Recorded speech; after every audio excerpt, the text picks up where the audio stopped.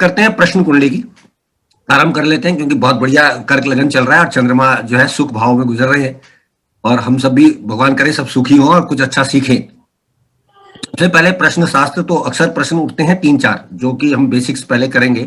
पहला प्रश्न ये आता है कि प्रश्न ज्योतिष की जरूरत क्या है। जैसा मैंने पूर्व में बताया था कि 3 बातें हैं। एक तो गोपनीयता, सबसे बड़ी बात है कि जातक नहीं चाहता कि उसके बारे में किसी को पता चले या वो कुंडली देना नहीं चाहता है। तो एक सबसे पहला जो मैं देखता हूँ, मतलब अलग अलग इंटरप्रिटेशन होंगे लेकिन मेरा ये मानना है कि पहला आदमी का यही लॉजिक होता है कि वो अपने बारे में बताना नहीं चाहता है। तो सीधी सी बात है।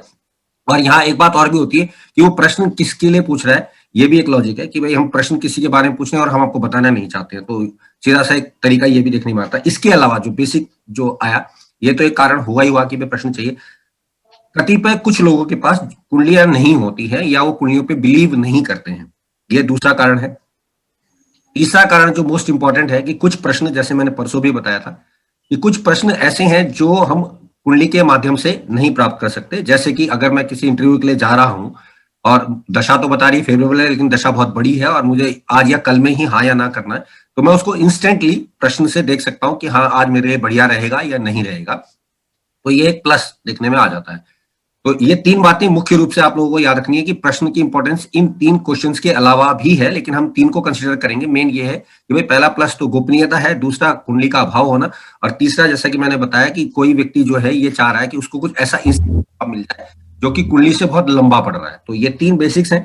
इसके अलावा अब अक्सर एक और दूसरा सवाल उठता है कि क्या ज्योतिषी को एज ए ज्योतिषी खुद के लिए भी प्रश्न लगाना चाहिए।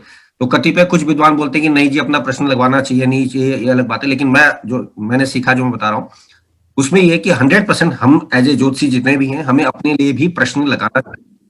क्योंकि अगर हम ऐसा नहीं कर रहे हैं तो कहीं ना कहीं हम लोगों को कैसे गाइड करेंगे जब हम खुद ही ये नहीं देख पा रहे कि मेरे साथ क्या होने वाला है या क्या होगा। वो अलग बात है कि आप कितना अच्छा देख पाए या कितना बुरा देख पाए या आपके साथ गलत हुआ या सही हुआ, वो एक अलग बात है। लेकिन आपको एटलीस्ट ये हिम्मत होनी चाहिए कि मैं उसको देख सकता हूँ कि हाँ भाई मेरे साथ आज प्रश्न ये बता रहा है, आज चंद्रमा मूवमेंट ये, आज मेरा नुकसान होगा या मुझे आज पैसे मिलेंगे। तो ये बातें आपको पता होनी चाहिए।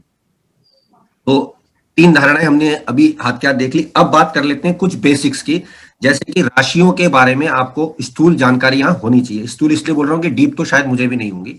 जैसे कि उदाहरण के लिए हम कोई भी एक राशि ले लेते हैं तो हमें पता होना चाहिए कि उस राशि का जो जानवर है वो किस उससे देखा जाता है, उसकी क्या फितरत है, क्या क्वालिटीज हैं, वो राशि कैसी है, तत्व क्या है, ये सब बात बेसिकली हमें पता होना चाहिए। वैसे तो मैं जानता हूं कि सबको पता होगी, लेकिन किसी किसी को नहीं भी अगर पता होगी तो आप पूछ सकते हैं, तो हम बीच बीच में उनके बारे में भी जानकारी देंगे। जैसे कि हम बात बताएं, अगर वृषभ राशि की बात कर रहे हैं तो वृषभ राशि सबसे पहले दिमाग में खुलते ही पता हो जाना चाहिए कि वृषभ राशि जो है खाने पीने की राशि है, सेकंड हाउस की राशि है। और जो इसका जो सिग्निफिकेटर दिया गया है वो वृषभ यानी कि बैल दिया गया है। अब ये मैं इसलिए बता रहा हूँ कि हमें प्रश्न में इनकी बहुत जरूरत पड़ने वाली होती है कि हम उससे आइडिया ले लेते हैं कि मूवमेंट कहां कहां पर कैसे कैसे होगा। तीसरी बात यह है कि वृषभ राशि वो राशि है जिससे लोग हमें देखते हैं, यानी ये हमारा फेस है। ये बहुत बेसिक डिफरेंस बता रहा हूं, ध्यान रख लीजिएगा। शुक्र की वृषभ राशि आपका चेहरा बताती है, बिकॉज जब आप पैदा होकर आते हैं, गोदी में दिए जाते हैं, तो सब आपका चेहरा देखने आते हैं, भाई आप हो कैसे, आपका लुक कैसा है।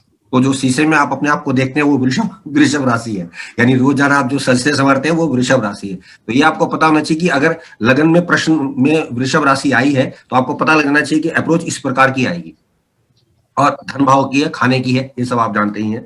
इसके अतिरिक्त जो एक बात और इंपॉर्टेंट आती है कि वृषभ राशि का जो संबंध है वो खाने पीने से है, और ऐसा है शांतिपूर्वक खाना पीना। जैसे कि बैल खाता है आराम से, उसको कुछ भी डंडे पीटते रहे कोई दिक्कत नहीं, पड़ोस में आग लगी उसको कोई दिक्कत नहीं, वो तसल्ली से खाने वाला व्यक्ति है, उसको इससे कोई लेना देना नहीं है। और जैसा एज यूजुअल मैंने बताया कि वो राशि है जहां लोग आपको देखते हैं। यहाँ ध्यान दीजिएगा कि आप लोगों को नहीं देख रहे हैं, लोग आपको देख रहे हैं। तो ये एक बेसिक चीज है जो आपको पता होना चाहिए। और अगर तुला राशि की हम बात करेंगे तो तुला राशि में आप लोगों को कैसा देखते हैं, दोनों में फर्क आ जाएगा बहुत ज्यादा। तो ये एक छोटा सा एक एग्जांपल मैंने दिया कि आपको एज इज यूजुअल ये पता होना चाहिए कि हम इस तरह से यहाँ पे काम करने वाले हैं। और यहाँ पर इसलिए इसको इंपॉर्टेंस दी गई है कि आपको डीपली देखना पड़ेगा, क्योंकि कुछ चीजें ऐसी आएंगी जो आपको बिल्कुल माइन्यूटली पता लग जानी चाहिए कि हाँ भाई ऐसा होना चाहिए। जैसे मैंने अभी का बताया कि अभी कर्क लगन चल रहा है, तो कर्क लगन में अभी चंद्रमा चतुर्थ भाव में, सुख भाव में गए हुए हैं, और कर्क लगन पे किसी और ग्रह का प्रभाव इस समय नहीं है। लेकिन क्योंकि 10वां सामने पड़ेगी राशि, तो शनि भी देख रहा है, गुरु भी देख रहा है, और आज की तारीख में काफी ग्रह उस राशि को देख रहे हैं।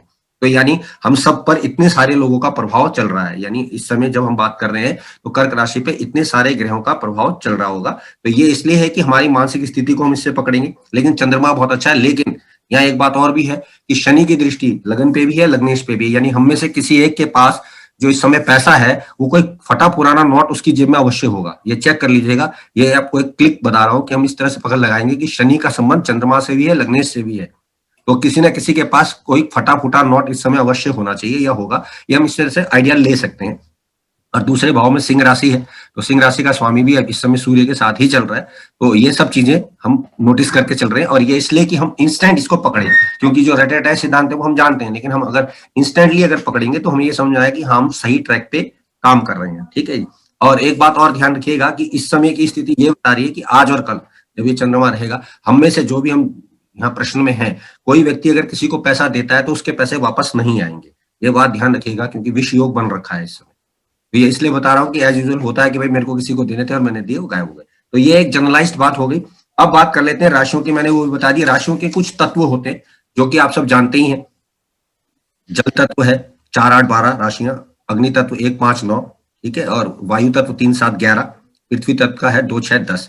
तो ये आपको पता होना चाहिए कि जैसे वृषभ की हम बात कर रहे हैं, तो वृषभ अगर है तो वो पृथ्वी तत्व है, यानी ठहराव की राशि है, वो ठहराव देती है, यानी पृथ्वी में आप स्टेबिलिटी चाहते हैं या स्टेबल हैं आप। लेकिन अगर जल तत्व है तो वो चलायमान है। इसके अलावा कुछ और बातें भी आएंगी, जैसे कि मोस्टली हम ये देखते हैं कि हमें ये देखना है कि किस स्वभाव की राशि है। जैसे द्विस्वभाव राशि है, और द्विस्वभाव राशि में प्रश्न एक सिद्धांत में काम करता है कि अगर 15 डिग्री से पहले का लगन है तो वो पूर्व की राशि को नोट करेगा, और अगर 15 डिग्री से 30 के बीच का है तो वो बाद की राशि का नोट करेगा। इसलिए द्विस्वभाव राशि के लग्नों में जब प्रश्न आएगा तो बहुत बारीकी से हमें समझना पड़ता है। जैसे मिथुन लगन अगर आता है, अगर वो 0 से 15 के बीच में है तो वृषभ की टेंडेंसी ज्यादा देगा, यानी कि वो जो वृषभ आप देख रहे हैं वो स्थिर तत्वों की राशि की प्रमाणना ज्यादा देगा। और अगर 16 से 30 के बीच में है तो आप देखेंगे कि वो अब मिथुन राशि वायु तत्व के ज्यादा देगा, क्योंकि द्विस्वभाव का अपना तो कोई स्वभाव है ही नहीं। तो ये हमें पता हो जाना चाहिए एक नजर में देखते ही, क्लिक से। दूसरी बात, कुछ सिम्टम्स हैं, जैसे कि रात्रि बली राशियां, जो राशियां रात को बली होती हैं वो हमें पता होना चाहिए, कि जब रात को अब अगर हम प्रश्न लगा रहे हैं तो हमें पता होना चाहिए कि ये राशियां कौन कौन सी हैं। जो लिखना चाहें लिख सकते हैं, वैसे अगर आप कहेंगे तो मैं लिख के आपको प्रिंट आउट भी इसमें स्क्रीन के माध्यम से दे दूंगा। तो आज तो सिर्फ मैं वर्बली बता रहा हूँ, लेकिन मैंने प्रिंट आउट बना के रखे हुए हैं, वो मैं शेयर कर दूंगा। आप लोग अपने आप प्रिंट आउट निकलवा सकते हैं और उसको अपने डायरी का मेंटेन कर सकते हैं। तो रात्रि बली यानी रात को जो बली राशियां हैं सब जानते हैं, लेकिन एक बार रिपीट कर देते हैं क्योंकि कुछ लोग नए हैं। जैसे कि 1, 2, 3, 4, 9 और 10, यानी कि मेष, वृषभ, मिथुन, कर्क, धनु और मकर राशि रात्रि बली होती है।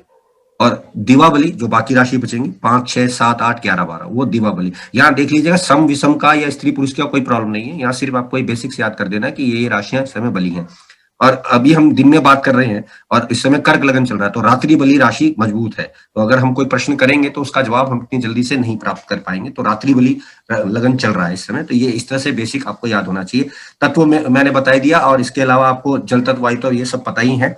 इसके अलावा एक बात और हमें देखनी होती है, शीर्षोदय राशि। ये बहुत इंपॉर्टेंट है, क्योंकि जब प्रश्न लगेगा तो कौन सी राशि जो है सिर की तरफ से निकलती है, उदित होती है, ये आपको पता होना चाहिए। जो कि राशियां जो है 3, 5, 6, 7, 8, 11 है, ये सिर की तरफ से निकलती हैं। इसके अलावा पृष्ठ उदय जो पीछे की ओर से निकलती हैं, 1, 2, 4, 9, 10, ये पीछे की ओर यानी बैक के हिस्से से इनका जन्म होता है। तो राशि में हम ये इसलिए, क्योंकि प्रश्न में बिल्कुल एक्यूरेट पता होना चाहिए कि कौन सी राशि कैसे काम कर रही है। जैसे अगर कोई चीज खोई है और आप ये देख रहे हैं कि आपकी वो खोई थी पृष्ठोदय लगन में, और आप देख रहे हैं उसको मान लीजिए शीर्षोदय लगन में, तो आपको मिलने में थोड़ी सी दिक्कत होने वाली होगी। तो ये आपको बेसिकली पता होना चाहिए। उभयोदय राशि जो होती है, एक ही राशि होती है मीन राशि। मीन राशि उभयोदय यानी दोनों तरफ से वो उदित हो सकती है। तो जब मीन का प्रश्न आता है तो बड़ा कंफ्यूजिंग प्रश्न हो जाता है, क्योंकि मीन राशि एक तो जल तत्व की है, समुद्र की है, यानी विस्तार है, यानी उस चीज को पाना बहुत मुश्किल होगा या उसकी था लगानी बड़ी मुश्किल हो जाएगी। तो ये थोड़ा सा आपको बेसिक्स क्लियर हो जानी चाहिए। शुभ अशुभ आप सब जानते हैं, सम विषम ये सब आप जानते हैं, स्वामित्व भी आपको पता ही है। कतिपय कुछ विद्वान जो है वृश्चिक राशि का स्वामी केतु बोल देते हैं और कुंभ राशि का स्वामी राहु बोल देते हैं, लेकिन हम उस पर नहीं चलेंगे। हमारा सिद्धांत है कि भाई वृश्चिक और मेष का स्वामी मंगल ही है और 10 और 11 का स्वामी शनि, हम उसी पे ही कायम रहने वाले हैं। कतिपय कुछ विद्वान ऐसा बोलते हैं, लेकिन हम उसको लागू नहीं करते क्योंकि प्रश्न में ऐसा दिखने में नहीं आता है। राजसिक गुण, तामसिक गुण, सात्विक गुण, ये सब भी आप लोग जानते ही हैं। तामसिक गुण में 1, 8, 10 और 11, यानी जो तमस, मंगल और शनि की राशियां तमस राशि है, यानी कि इसमें क्रूरता भरी हुई होती है। तो ये एक बेसिक्स है, ये मैं आपको लिख के प्रोवाइड करके भेज दूंगा। रंग और संरचना ये भी आपको पता होनी चाहिए बेसिकली। और रंग का ये है कि सब जानते हैं कि जो ग्रहों के रंग हैं वही उनकी राशियों के रंग भी हैं। जैसे कि मेष का लाल है तो वृश्चिक का भी लाल ही रखा जाएगा, लेकिन लाल में थोड़ा सा गाढ़ापन हो जाएगा, जैसे कि केसरिया टाइप का रंग हो जाएगा। और एक और फैक्टर है यहाँ पर कि आपकी धातु किस प्रकार की, ये आपको याद रखनी पड़ेगी, क्योंकि धातु को बेसिकली मैंने उस दिन भी बताया था, ये था कि मेष राशि जो है धातु की चिंता बताएगी, वृषभ राशि मूल की, और मिथुन राशि जीव की। अब यही क्रम रिपीटेड ऑर्डर में चलता रहेगा, 1 2 3 1 2 3 1 2 3 1 2 3, इस तरह से चलता रहेगा। धातु मूल जीव, धातु मूल जीव, धातु मूल जीव, इस तरह से आपको याद करने में बड़ी आसानी रहेगी। तो एक ट्रिक होती है जो आप फटाक से पता लगा सकते हैं।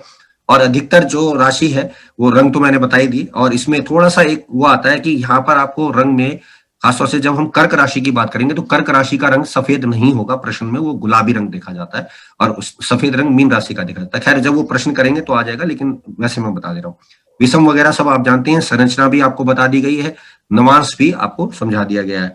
अब बात करेंगे राशि में जब कोई स्थित ग्रह होगा तो कैसा मूल धातु वगैरह होगा, तो वो सब भी मैंने आपको समझा दिया है। जब हम प्रश्न करेंगे तो देख लेंगे।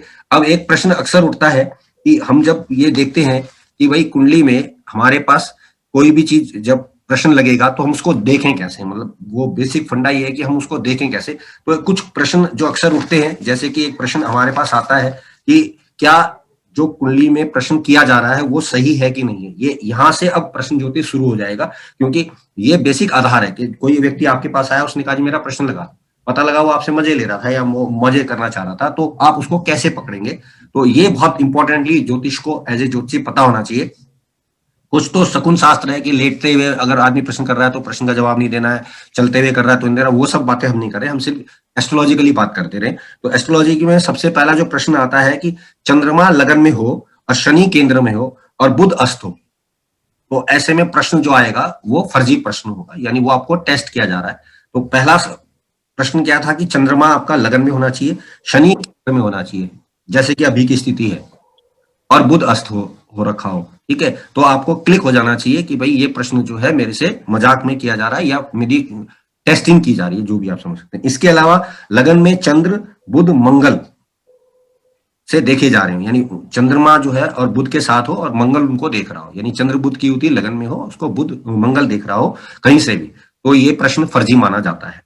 और भी ट्रिक्स हैं, लेकिन ये 2 बातें हैं। तीसरा एक और है, 7वें भाव में बिना शुभ युति के गुरु बुध या सप्तमेश के शत्रु बैठे हुए हो तो भी हम मान लेते हैं कि ये फर्जी प्रश्न किया जा रहा है, ठीक है। इसके अलावा कुछ और ट्रिक्स भी हैं जो मैंने रखी हुई हैं, और मैं उनमें से भी आपको कुछ तो समझा देता हूं। जैसे कि एक जो हमारे पास आता है, ये एक प्रश्न आता है कि चंद्रमा को अगर मंगल देख रहा हो, तो जातक ने जल्दबाजी में प्रश्न किया होता है, हालांकि प्रश्न ऑथेंटिक होता है लेकिन उसने जल्दबाजी में पूछा होता है। जैसे कि कुछ और चल रहा था माइंड में, ठक से उसने कुछ और पूछ लिया, तो ये है। जैसे कि मैच में होता है, क्रिकेट मैच में होता है, मान लीजिए कि लास्ट का 1 ओवर रह रहा है और 15 रन रह रहे हैं, तो जातक पूछना चाहता था कि कौन सी टीम जीतेगी, लेकिन उसने कुछ एकदम से फटाक से चेंज कर लिया कि भाई बताइए जीतेगी कि नहीं जीतेगी। तो इस तरह की बातें आ जाएंगी।